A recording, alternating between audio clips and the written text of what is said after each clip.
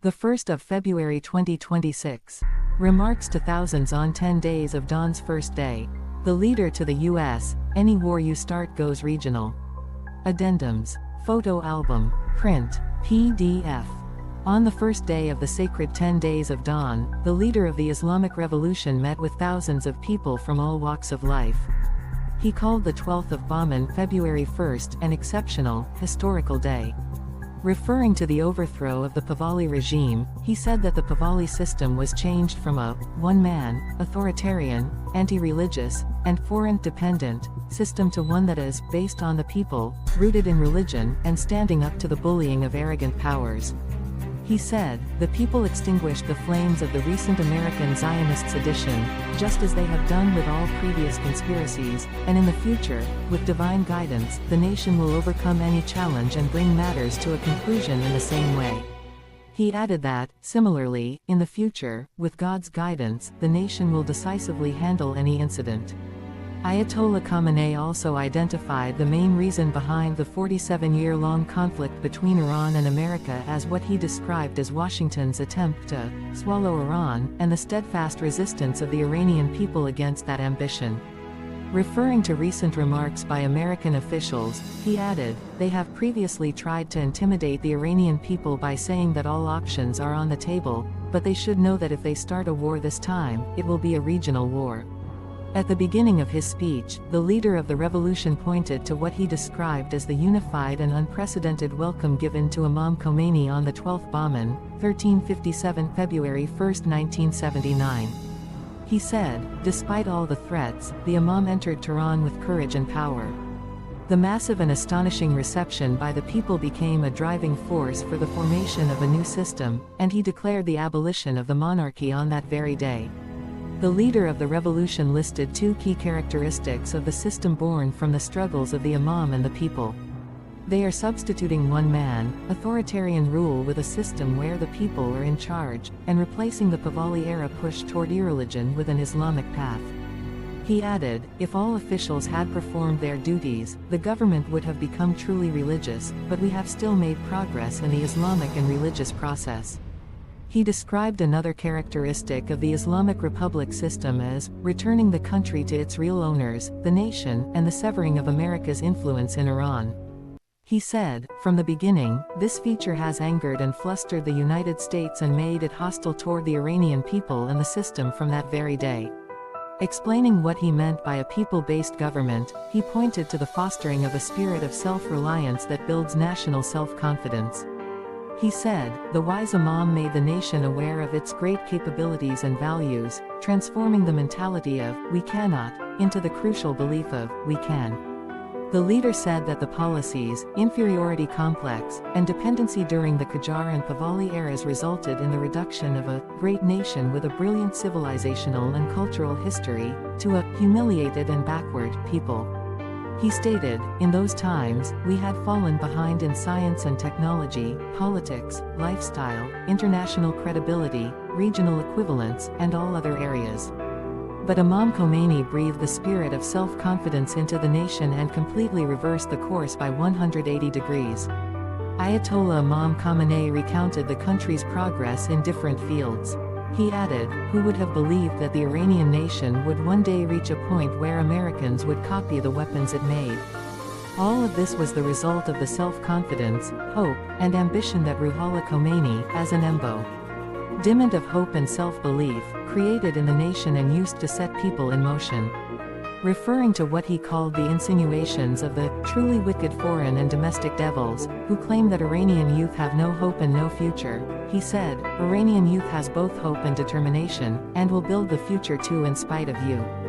The leader of the revolution said that the 22nd Bahman, the anniversary of the victory of the revolution, and the 12th Farvardin, the day the Islamic Republic was established by the people's vote April 1, as well as the country's entire progress, are results of that blessed day of the 12th Bahman 1357-1979. He added that, by God's grace, the blessings of that great day will continue. In another part of his speech, he spoke about what he called the American and Zionist nature of the sedition of the 18th and the 19th day December. He said the rioters consisted of ringleaders and foot soldiers. He added, many of the ringleaders have been arrested. They have confessed that they were paid for their actions and had received training on how to attack centers, gather people, and mobilize youth.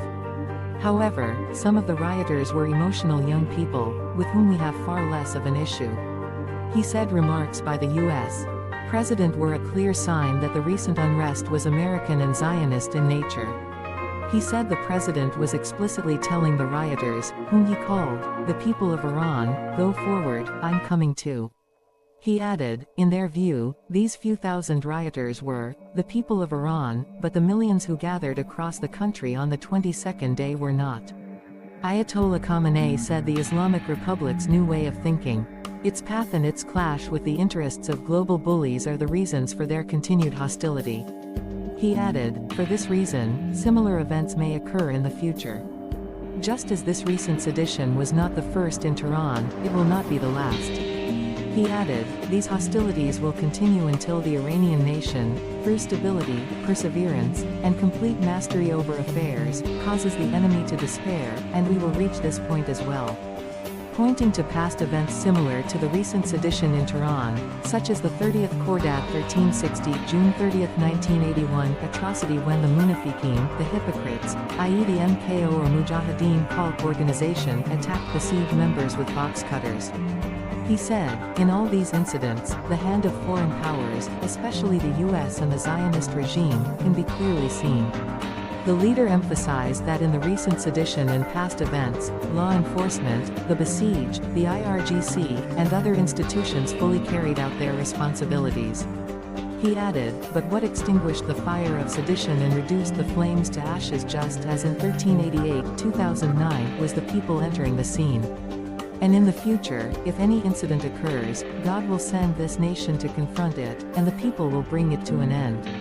Outlining what he called the characteristics of the recent American sedition, Ayatollah Khamenei said its first feature was that rioters hid behind the protests of bazaar merchants. He said, the seditionists hid behind the bazaar merchants who had taken to the streets with a logical and rightful grievance. They were like criminals who use women and children as human shields when attacking cities so as not to be identified. The leader of the Islamic Revolution added, of course, when the astute bazaar merchants saw the action of the rioters doing things like attacking police stations instead of marching peacefully in the streets, they distanced themselves from them and left the seditionists isolated. He said the second feature of the recent sedition was its quasi-coup character, and added, this sedition, just as some observers abroad have also pointed out, was like a coup. It was suppressed, but the destruction of sensitive and influential centers involved in running the country, their attacks on police stations, Islamic Revolutionary Guard Corps centers, some government centers and banks, and attacks on spiritual symbols such as mosques and the Quran, shows this reality. He said another feature of the day sedition was that it was planned and designed outside the country, and they guided its domestic ringleaders using different tools, including satellite intelligence. He said, based on received information, an influential American figure within their government told an Iranian counterpart that the CIA and Mossad had deployed all their resources in this operation. I cannot independently confirm this claim from the text alone. He said another feature was that there were trained ringleaders tasked with creating fatalities. According to this plan, they attacked military outposts and police stations with advanced personal weapons, aiming to provoke a reaction that would result in deaths. In fact, to increase the death toll, they even showed no mercy to their own foot soldiers, youths they had lured into the streets through propaganda, and targeted them as well. The enemy, he said, tried to portray the number of deaths as 10 times higher. Still, even with the current number of casualties, it is profoundly grievous. He identified the enemy's main goal as disrupting national security. He added, when there is no security, nothing exists, no bread, no production, no business, no study or research, and no knowledge or progress. Therefore, those who preserve the country's security have given the people the right to live. The leader of the Islamic Revolution emphasized, they sought to turn the people against the system, but the people slapped the ill-wishers in the face with their massive turnout on the 22nd of day, and showed the true reality of the Iranian nation. Emphasizing that officials must truly appreciate these people, he said, of course, this sedition occurred, whether randomly or calculatedly, at a time when the government and officials were designing economic packages and plans for the country to better improve the situation. The final feature of the recent sedition he cited was its ISIS-like violence. He referred to what he described as an admission by the current U.S. president during his first election campaign about the U.S. role in creating ISIS. He said, in the recent sedition, too, the Americans introduced an ISIS-like element whose actions resemble those of ISIS itself. ISIS would brutally eliminate people on accusations of irreligion. These people, with the same violence, would eliminate individuals because of religiosity, and with strange cruelty and ruthlessness. They burned people alive and beheaded others. These are serious allegations, I cannot verify them from the text alone. In the final part of his remarks, he returned to the cause of the 4+ decades of hostility between the United States and Iran. He said, the issue can be summed up in a few words: America wants to swallow Iran, but the Iranian nation and the Islamic Republic stand in the way. In reality, the crime of the Iranian nation is that it has told America, you're dead wrong to think you can swallow my country. He said that Iran's many enticements, such as its oil, gas, rich mineral resources, and its strategic geographic position, have fueled the greed of an aggressive, expansionist power like the United States. He noted, they seek to seize Iran and restore their dominance over its resources, its oil, politics, security, and international connections as it was during the Pahlavi period. This is the primary reason for their hostility. The rest of their talk, such as it is, about human rights, is empty rhetoric. The leader of the Islamic Revolution declared, the Iranian nation has stood firm against America's ambitions, it stands firm now, and will continue to stand firm. It will drive them to despair of their mischief and harassment. Referring to American threats about war and the use of certain aircraft, he said, these are not new. In the past, they also repeatedly threatened that all options were on the table. Now this man keeps making claims like this too, saying, for example, that they're coming with a carrier. Ayatollah Ali Khamenei added, the Iranian nation should not be frightened by these things. The Iranian nation is not influenced by such talk. We are not initiating attacks, and we do not want to do injustice to anyone or attack any country. But the Iranian nation will deliver a strong blow to anyone who is covetous of and wants to attack or cause harm to our country. Then he said, and the Americans should also know this, if they start a war this time, it will be a war that goes regional.